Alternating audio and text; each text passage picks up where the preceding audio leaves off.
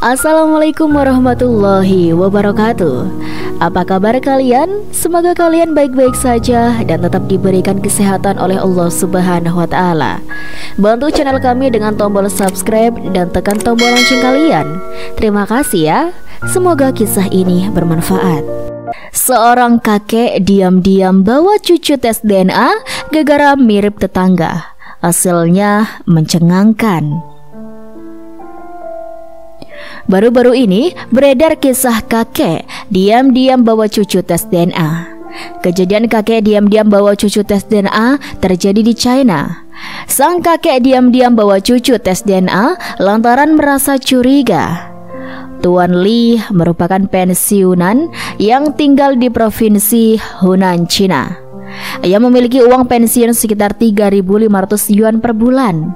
Ia memiliki putra yang bernama Li Chong, seorang pekerja keras yang telah berbisnis sejak usia muda dan hingga kini terus mengurusi sang ayah di hari tuanya.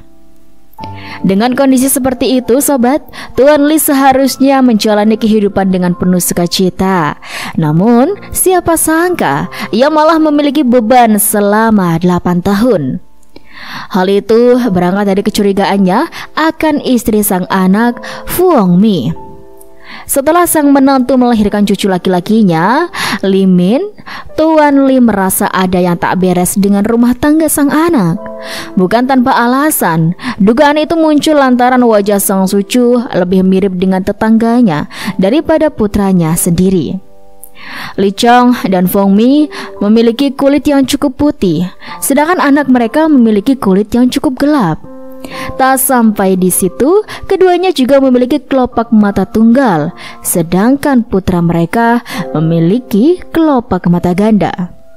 Berprofesi sebagai pebisnis pakaian sekaligus model yang selalu berpakaian menarik untuk menarik pelanggan, membuat Tuan Li menganggap menurutnya itu terlalu vulgar, tak seperti wanita lainnya. Tuan Li pun menyadari putranya cukup sibuk dan sering bekerja jauh dari rumah selama berhari-hari. Setelah 2 tahun menikah, sang menantu mengumumkan kehamilannya. Namun, kabar gembira tersebut itu malah membuat Tuan Li meragukannya, mengingat sang anak hanya pulang 3 bulan sekali. Hal itu pun disampaikan langsung ke menantunya, hingga Fong Mi yang sakit hati memutuskan untuk angkat kaki dari rumah mertuanya. Kepindahan Fong Mi membuat Tuan Li semakin curiga dan berpikir langkah yang diambil menantunya itu membenarkan bahwa ia benar-benar telah melakukan kesalahan. Seiring berjalannya waktu, itu sampai ke telinga Li Chong. Ia pun berusaha untuk menjelaskan kepada sang ayah bahwa apa yang selama ini dipikirkannya tak benar. Namun meskipun demikian, sang ayah tetap bersikeras hingga lambat laun membuat Li Chong ikut mencurigai sang istri. Namun ia tak berani mengatakannya langsung lantaran tak mau membuatnya tersinggung. Untuk membuktikan hal itu, Tuan Li pun mengusulkan untuk membawa sang cucu tes DNA. Ia dan putranya bekerja sama dengan baik. Pada suatu hari, ia pun menjemput sang cucu dengan mengatakan ingin membawakan ke taman liburan.